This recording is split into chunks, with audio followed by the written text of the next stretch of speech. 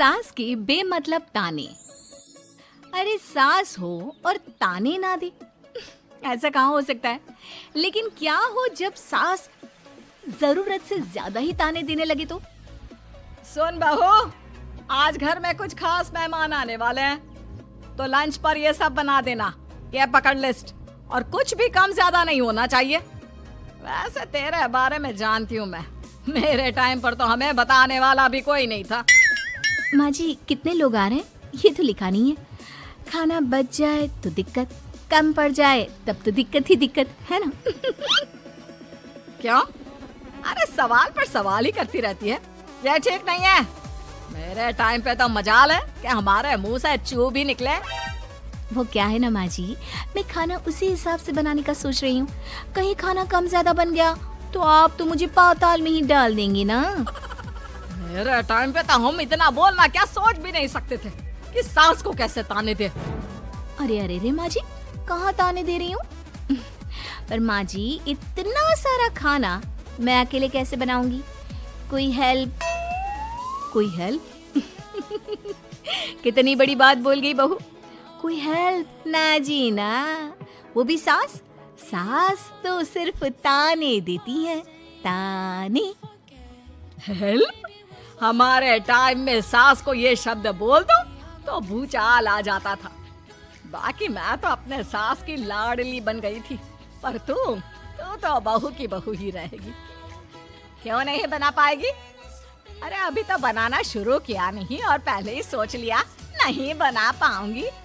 आजकल की तुम जैसी बहुओं के ये बहाने होते हैं कि कैसे नहीं बन पाएगा।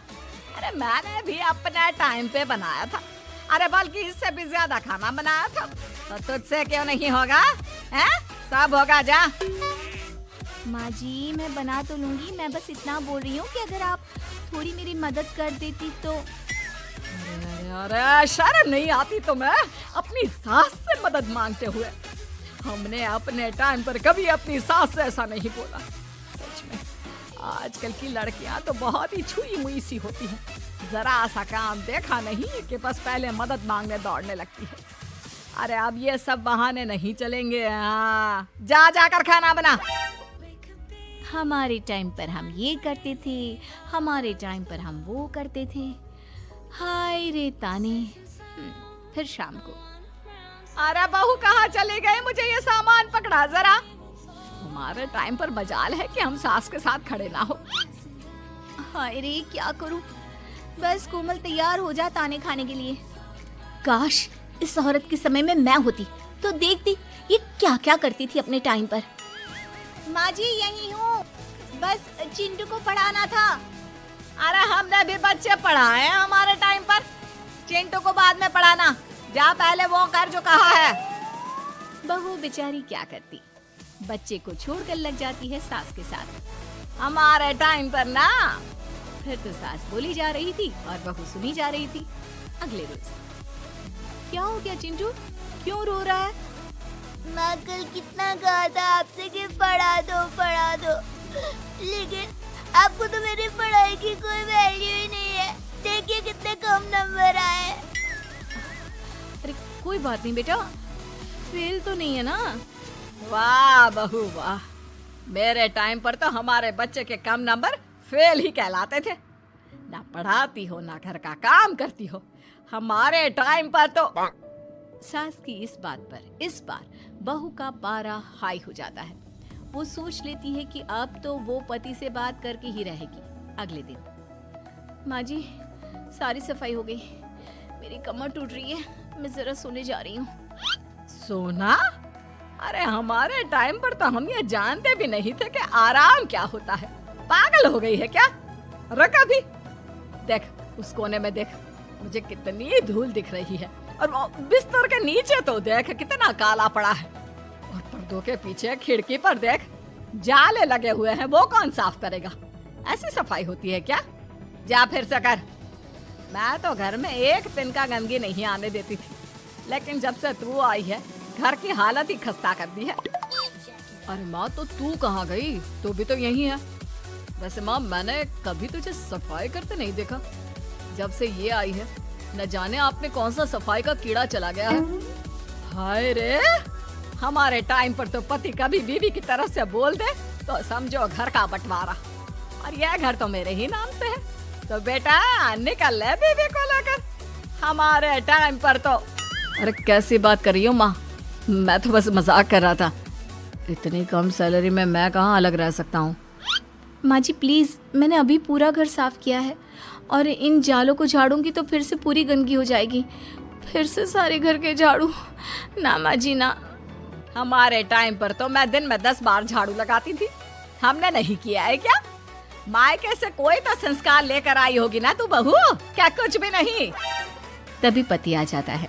बहू पति की तरफ देखती है कि शायद वो उसे उसकी माँ के प्रकोप से बचा सके, लेकिन नहीं, उल्टा उस दिन की माँ की डांट की बात से तो पति के तेवर ही बदल जाते हैं। देखो माँ जो करती है करती रहो, माँ बड़ी है, जो कहती है सही तो कहती है।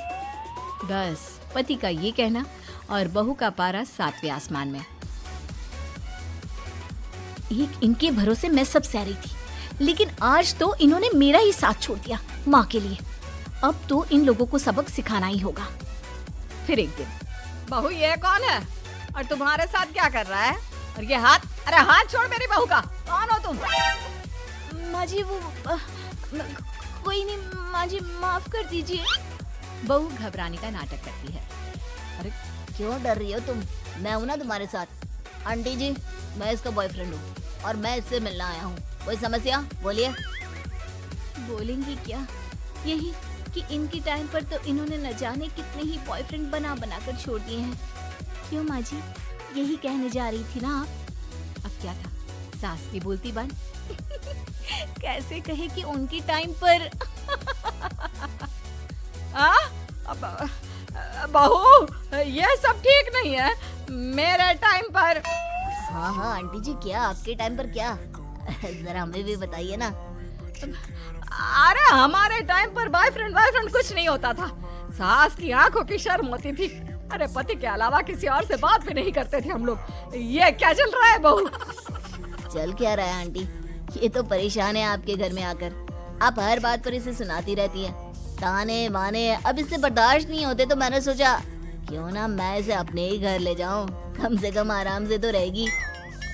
अरे हमारे वक्त में तो ऐसा नहीं होता था कि सास के ताने बर्दाश्त नहीं तो किसी और के साथ चली जाओ। अब नहीं होता तो नहीं होता माँ जी।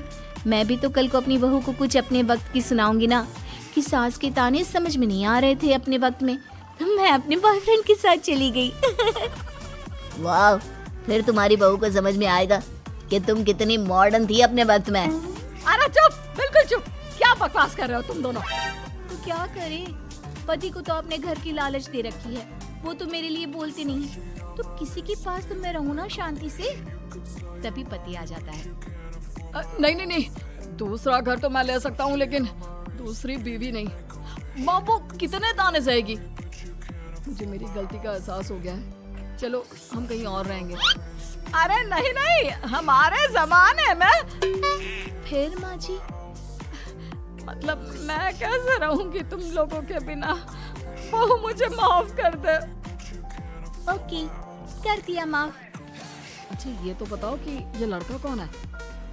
मैं इसकी मौसी का बेटा हूँ, मिलने आया था। अच्छा दीदी, बाय। समधी की शादी। इस कहानी की हीरोइन गंगा है, जो अपनी समधन की मौत के बाद अपने समधी के अकेलेपन को समझते हुए समधी की दूसरी शादी करवाती है। लेकिन उसकी बहू इस बात से बिल्कुल खुश नहीं होती। मुझे लगता है आपको शादी कर ही लेनी चाहिए। आपकी इस उम्र में ख्याल रखने वाला भी तो कोई होना चाहिए ना। वैसे भी आपकी इकलौती बेटी थी, वो भी हम ले गए। अरे इस उम्र में शादी, लोग क्या सोचेंगे और कैसे कैसे बातें बनाएंगे कि जिस उम्र में इसे अपने पोते पोते को गोद में खिलाना चाहिए, उस उम्र में ये शादी कर रहा है। ऊपर से नव्या क्या सोचेगी मेरे बारे में कि माँ को गए हुए 1 साल भी नहीं हुआ और पापा ने दूसरी शादी कर ली। मुझे नहीं लगता इस शादी से नव्या को कोई परेशानी होगी। उल्टा उसे खुशी मिलेगी कि उसकी गैर मौजूदगी में उसके पिता का कोई ख्याल रखने वाला है। क्यों नव्या, सच कहा ना? हाँ मम्मी जी, आप सही बोल रही हैं। ये बोलकर वो अंदर चली जाती है। लीजिए, अब तो आपकी बेटी ने भी हाँ बोल दिया। रही लोगों की बात, तो लोग तो कभी किसी की खुशी देखकर खुश हो ही नहीं सकते। अगर आप लोग खुश रहेंगे तब भी वे बातें बनाएंगे, और अगर आप दुखी भी रहेंगे तब भी बातें बनाएंगे। इसलिए अच्छा यही होगा समधी जी कि आप उनके बारे में सोचना छोड़ ही दीजिए। समधी को सास की बात सही लगती है। वो भी सोच लेते हैं कि बची जिंदगी के लिए कोई हमसफर बना ही लेंगे। आप ठीक बोल रही हैं। जब मेरी प्यारी बिटिया नव्या और उसके ससुराल वालों को मेरी इस उम्र में दूसरी शादी से कोई दिक्कत नहीं, तो परेशानी कुछ है ही नहीं। ऐसे ही सास समधी की दूसरी शादी करवाती है और फिर समधी के घर आ जाती है बहू की नई माँ। कुछ दिनों के बाद बहू अपने मायके अपने पापा और नई माँ से मिलने आती है। मेरा बच्चा कितने दिनों बाद मुझसे मिलने आई है। इधर बैठ, मैं तेरे लिए कुछ अच्छा सा बना कर लाता हूँ। तेरे फेवरेट पास्ता खाएगी ना? पापा आप क्यों? वो कहाँ है? उनसे बोल दीजिए आप मेरे ही पास बैठकर बातें कीजिए ना। उन्हें क्यों लेकर आए हैं? कोई चैरिटी थोड़ी ना कर रहे हैं। इस उम्र में घर मिल गया, और क्या चाहिए? तभी नई माँ घर में आती है। बेटी की बात सुन रही होती है और सुनकर बहुत दुखी हो जाती है। वो अच्छा, तुम्हारी नई माँ वो जरा किसी काम से बाहर गई हुई है, आती होगी। मैं तब तक तेरे लिए कुछ अच्छा सा बना कर लाता हूँ। ठीक है पापा।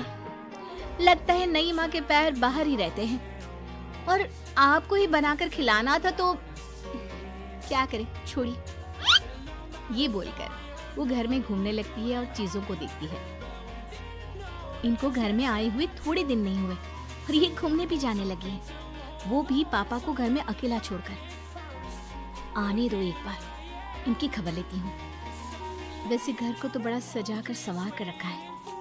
चलो, ये तो खूबी है, कम से कम पापा को साफ कर का शौक भी है। इतने में नई माँ घर में आती है। अरे नव्या बेटा, तुमने पहले बताया होता तो मैं जल्दी घर आ जाती। तुम्हें नहीं पता मुझे तुमसे कितनी सारी बातें करनी है। कैसी हो बेटी? बेटी?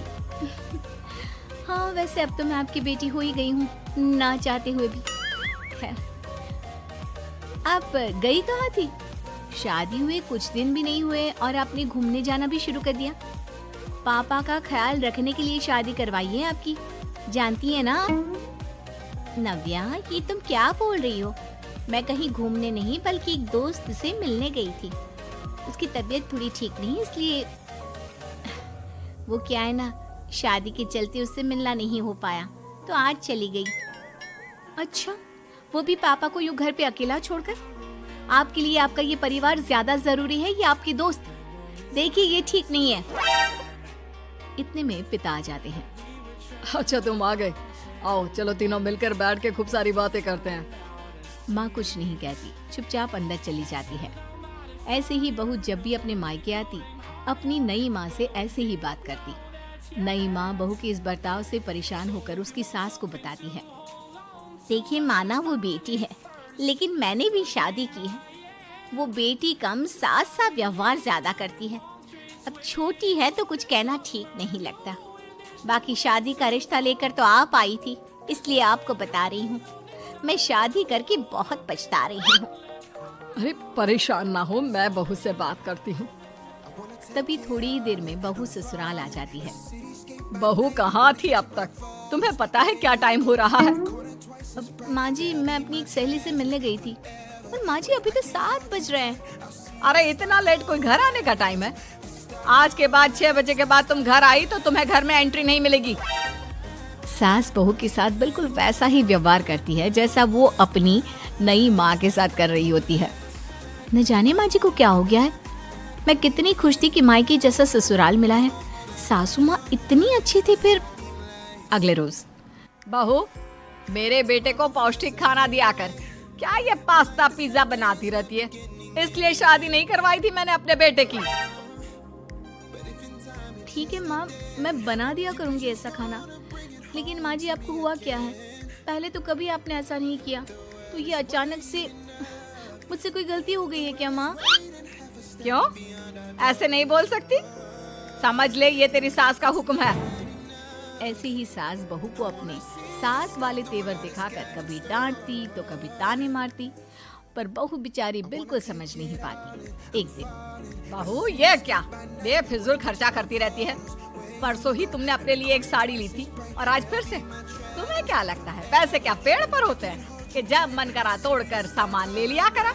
हैं? माँ जी बहुत अच्छी लगी तो ले आई। अच्छी लगी तो ले आई। यहाँ मेरा बेटा अपना खून पसीना एक करके पैसा कमा रहा है और तुम उसी पैसे को बर्बाद करने में कोई कसर नहीं छोड़ती। माँ जी आप मुझे ऐसा क्यों बोल रही है?